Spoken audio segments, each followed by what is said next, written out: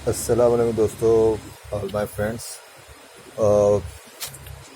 एक बात यह है ना कि मैं जिसे कहना नहीं चाहूँगा लेकिन इस वक्त कहना समझता हूँ कि जरूर एक यूपी में किसी सीएम ने डिस्कशन के तौर पे कहा कि जो लैंग्वेज है उर्दू लैंग्वेज, ठीक है, उर्दू लैंग्वेज के बारे में कहा कि कठमुल्ला या जो भी जिस तरह से भी वो बहुत है, लेकिन एक चिप तौर पे अभी हिंदुस्तान के कानून के बारे में बात करने जाए तो फंडामेंटल राइट्स यही है कि किसी को डिस्क्रीज नहीं किया जाए, किसी को और डिप्राइव्ड नहीं किया जा सकता फंडामेंटल राइट्स।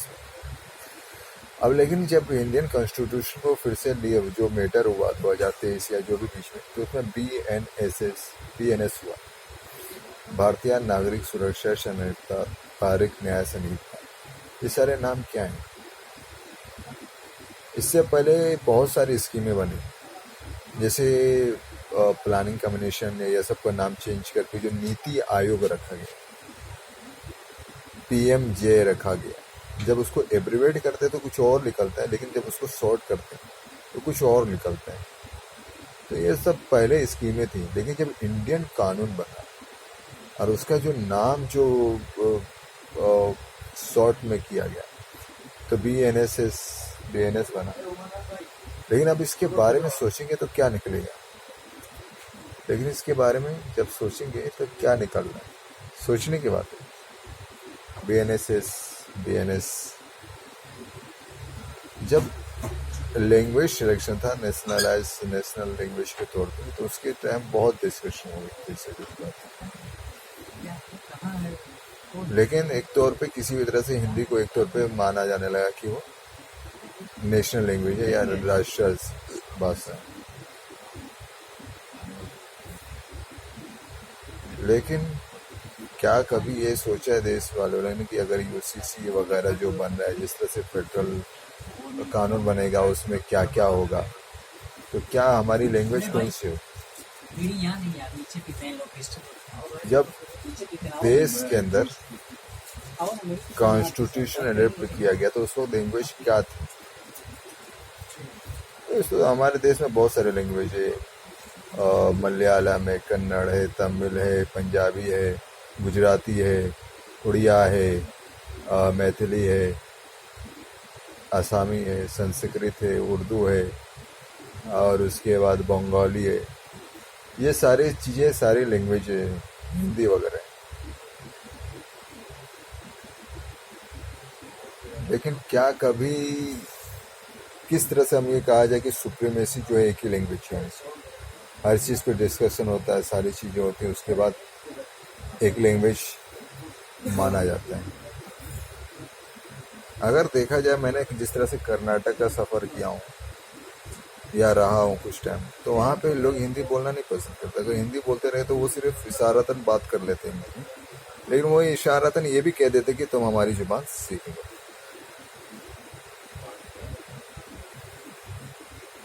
तो फिर इंडियन कॉन्स्टिट्यूशन की मजाक तो नहीं बन जाएगा ना आने वाले वक्त में, कि उसके अंदर जो लिखी रहेगी, तहरीर की रहेगी, तो एक स्ट्रॉन्ग जो लॉ होता है ना, वो स्ट्रॉन्ग लॉ रह ही नहीं जाएगा। जिस तरह से जो मैटर होता है कि स्ट्रॉन्गनेस दिखती है कि हाँ ये पनिशमेंट है, ये चीज़ें हैं, उस तरह से सिर्फ ये रह जाएगी लिखी हुई चीज़ें, लेकिन हकीकत कुछ उसका ना रहे, कॉन्स्टिट्यूशन जमीन पे ना दिखे। पहले कोर्ट पे क्वेश्चन उठता था कि उसने फैसला नहीं दिया, डिसीजन नहीं दिया, वो सारी चीज़ें। उमाकांत रहता ना तो मैं 2,000 रुपया तो लगा अब ये जो है ना सोचने की चीजें हैं, समझने मुझे की पता ये चीजें। 1 महीना में देता, 15 दिन में देता, इस पर एक बार इसके अंदर ये ईमान जरूर रहता कि नहीं, बंदा ने कोई मुझे छुड़ाया था, मैं उसका भेजूंगा, भले ही घर हर जाके स्टेट को ये भेजता, सोचना कि चाहिए, नहीं, मैं हर 10 दिन में कानून वाले दूंगा, को ये काहे कि सोचना मैं चाहिए कोई मुझे छुड़ाया कि था, क्या बनाया और जा रहा भाई है, मैं क्या किया जा उसको रहा है। बस जानता एक हूँ वो कल आया है, वो आउटलाइन में मुझे दे क्या रहा हूँ पता जो क्या आपके है। सामने रखा। इसका है 6 महीना में बात ही हो जाता है, ये कहेगा नहीं कोई अब बच्चा बात यह है कि 1000 उर्दू बोलेगा, वाले कोई क्या मायने में होता है भेजता। कि उर्दू एक ये चीज लैंग्वेज है, हिंदी अब एक सबको लैंग्वेज कह है। देगा, जैसे फैज हो चाहिए। अब बात यही है कि अब हिंदी वाले जो हैं उर्दू का वर्ड यूज करते हैं, लेकिन स्क्रिप्ट हिंदी के रहती है। तो ऐसा तो नहीं कि जो स्कूल में बच्चों को हिंदी बच्चों को पढ़ाया जाता है कि जहाँ उपयोग का लफ्ज इस्तेमाल होना चाहिए या वर्ड यूज होना चाहिए, वहाँ इस्तेमाल का लफ्ज यूज होता है या वर्ड यूज होता है।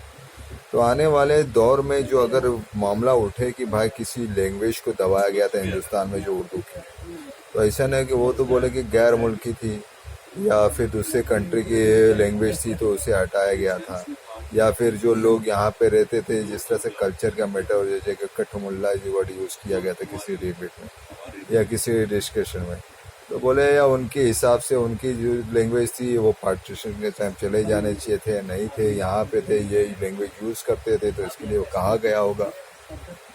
ये सारी चीज़ें वो हैं, सिर्फ इशारतन बता रहा हूँ, लेकिन हमें मेन कॉन्स्टिट्यूशन पे देखना है कि जो पहले प्लानिंग कमीशन थी क्या नहीं था, उसके बाद शॉर्ट फॉर्म बनाने के बाद क्या हुआ।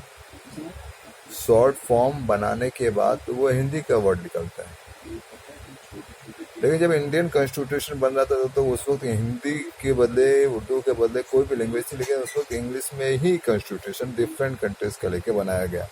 चाहे उसके अंदर जो मैक्सिमा थे, लीगल लैंग्वेज है, उसके अंदर कैसे कैसे वर्ड है, देखने की बात है ना। और आज के टाइम पे हर कोई वर्नाकुलर लैंग्वेज छोड़ करके इंग्लिश लैंग्वेज की तरफ जाने की कोशिश करता है। मैं तो मुस्लिम हूँ, मैं क्यों अपोज नहीं कर सकता किसी भी लैंग्वेज, क्योंकि दुनिया की हर लैंग्वेज हर भाषा हमारी है, हम मुस्लिम लोग का ये बिलीव है। लेकिन कल्चरल तौर पे हमारी जो पहचान है वो हमारी उर्दू जुबान है, हमारी नहीं कह सकता हूँ, सॉरी मेरी जुबान। हमारी तो क्या पूरे हिंदुस्तानों की जुबान अलग अलग हो सकती है, किसी किसी की खुद की भी हो सकती है, क्योंकि पहले जिस तरह से कोई और लैंग्वेज थी, इंग्लिश लैंग्वेज जैसे वो सब फारसी थी, उसके बाद उर्दू हुई, उसके बाद जो लैंग्वेज इंग्लिश हुई या जो भी जैसे भी। ये सिर्फ डिस्कशन के तौर पे कि क्या डिस्कस होने चाहिए क्या नहीं होने चाहिए इंडियन लॉ के हिसाब से, उसमें देखना था। वो आप लोगों के सामने बात पेश कर रहा हूँ, आगे क्या करना है क्या नहीं करना है आप समझ सकते हैं। बहुत बहुत शुक्रिया।